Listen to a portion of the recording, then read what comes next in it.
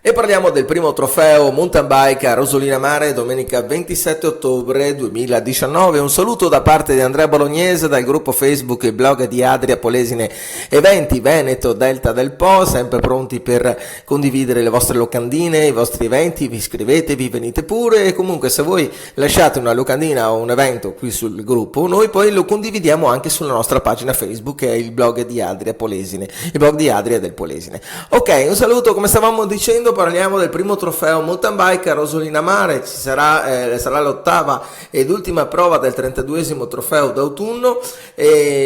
ADS Sorriso Bike Team, con il patrocinio del comune di Rosolina, appunto organizzano la manifestazione che ci sarà domenica. Allora, il ritrovo sarà in Piazzale Europa a Rosolina Mare, la verifica delle tessere, la consegna dei numeri di gare dalla domenica mattina dalle 7:30 alle 8:30, però per iscriversi ci sarà tempo fino a venerdì. Comunque facciamo una cosa: vi lascio sul post di questo video il link per vedere la locandina e tutti i contatti con i vostri occhi, ok? Quindi cliccate sul link dove vedete scritto locandina e andate a vedere appunto la locandina dell'evento con tutti i riferimenti. Poi ci sono i premi anche alla fine della manifestazione, ci sarà un grandioso pasta party finale, poi ci saranno i punti di ristoro appunto anche in Rosolina Mare.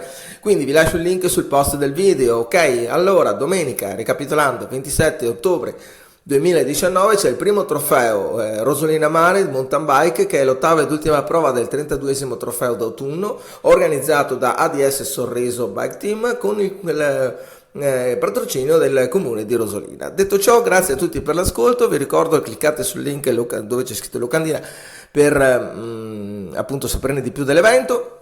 Grazie per l'ascolto. Vi ricordo ancora una volta, se volete lasciare pure i vostri locandine eventi, fatelo sul nostro gruppo Facebook, il blog di Adria Polesine Eventi Veneto Delta del Po, oppure anche sulla nostra pagina Facebook, il blog di Adria del Polesine. Comunque, se voi lasciate una locandina sul gruppo, noi la condividiamo sempre anche sulla pagina e viceversa. Grazie a tutti per l'ascolto. Ciao da Andrea, alla prossima.